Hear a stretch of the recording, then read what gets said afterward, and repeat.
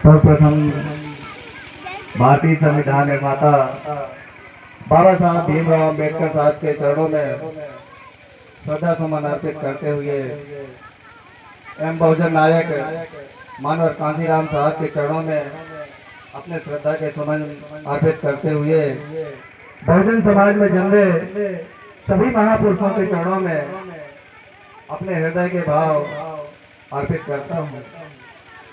और आज इस कार्यक्रम के सफल आयोजन में इस कार्यक्रम के आयोजन के जो भी साथी रहे हैं, जो भी सहयोगी रहे हैं, उनको मेरी तरफ से बहुत बहुत धन्यवाद, बहुत बहुत आभार, जिन्होंने इतना सुंदर कार्यक्रम का आयोजन किया है।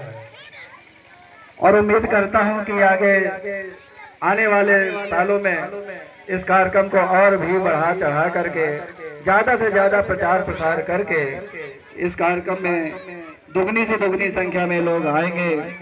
और उम्मीद करता हूं कि इस कार्यक्रम को बढ़ाने में सभी साथी तन मन धन से सहयोग करेंगे। साथियों, आज 26 नवंबर संविधान दिवस के रूप में मनाया जाता है। सरकारी तौर पर इसको कानून का दिवस भी माना जाता है। साथियों, हमारे बहुत से बुजुर्ग बैठे हैं यहाँ पर। जब संविधान नहीं लागू था, इससे पहले की जो कहानी है उनसे खुद पूछिएगा कि संविधान न रहने पे, जब कानून का राज नहीं था, तो हमारे समाज का क्या हाल था। न हमें पढ़ने की आज़ादी थी, न हमें उठने बैठने की आज़ादी थी, न अच्छे कपड़े पहनने की आज़ादी थी। हमारे साथ जो भी जुर्म जाती होती रहे, हमारा कोई भी मसीहा नहीं था जो सुन सके हमारी बात को, हमारी पीड़ा को सुन सके। बाबा साहब भीमराव अम्बेडकर जी का मैं शुक्रगुजार हूँ, एहसानमंद हूँ। ये समाज कभी कर्जा नहीं उनका उतार सकता। अगर उन्होंने संविधान न बनाया होता तो सोचिए हमारे समाज की क्या दुर्दशा होती। आज जब संविधान का राज है और हमारी सत्ता नहीं है, तब तो सोचिए हमारे साथ क्या जुर्म जाती होती है। अन्याय होने के बावजूद हमारे साथ कोई न्याय नहीं मिलता है। थाने जाते हैं तो हमारी सुनी नहीं जाती है, कचहरी जाते हैं तो हमारी सुनी नहीं जाती है, क्योंकि वहाँ पर हमारे लोग बैठे नहीं हैं।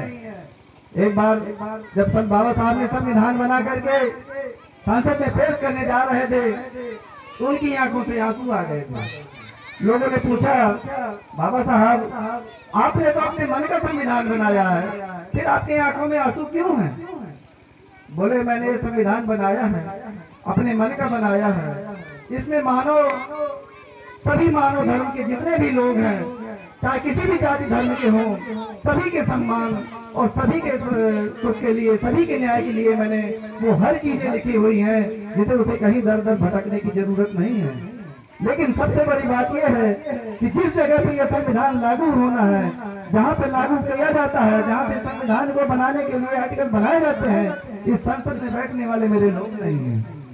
जहाँ तक मेरे लोग नहीं हैं, तब तक आदि संविधान को न्यायपूर्वक चालू नहीं किया जा सकता।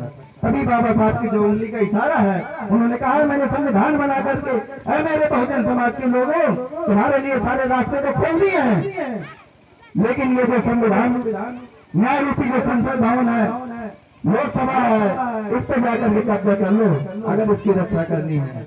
मेरा सभी साथियों से ज्यादा कुछ कहने की जरूरत नहीं है।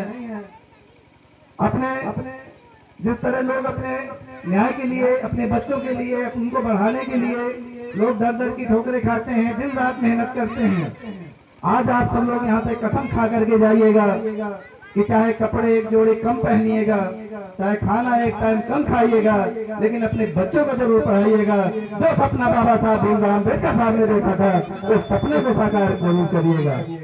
और कितने भी कार्य तो जुर्म जातियां हमारे साथ हो, लेकिन जो संविधान मिटाने की बार बार बात करते हैं, तो अगर संविधान मिटाने की कोई बात करे तो ये जरूर पढ़ करके जाइएगा कि चाहे जान चली जाए, लेकिन हम अपने संविधान को यूं ही मिटने नहीं देंगे। क्योंकि दोबारा कोई अम्बेडकर पैदा नहीं होगा जो हमारे लिए दोबारा संविधान लिख करके जाएगा। अगर इस बने बनाए संविधान की हम लोग रक्षा नहीं कर सकते हैं तो याद रखिएगा दोबारा कोई संविधान लिखने वाला पैदा नहीं होगा। इसलिए आप सबक लेकर के जाइएगा कि इस संविधान की तरफ जो भी आग उठा करके देखेगा, जो भी इसको बिठाने की बात करेगा, हम उसको मुंह तोड़ जवाब देंगे, चाहे हमारी पीढ़ियां क्यों न समाप्त हो जाए, हमें अपनी जान क्यों न लेनी पड़े। इसलिए साथियों, इसकी रक्षा करने के लिए हमें प्रण लेना पड़ेगा, शपथ लेनी पड़ेगी और सब सबको मिलेगा।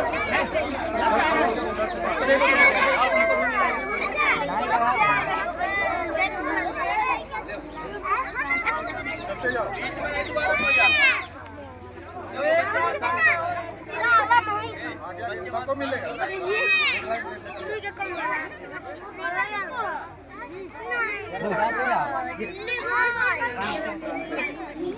विराट, ए विराट,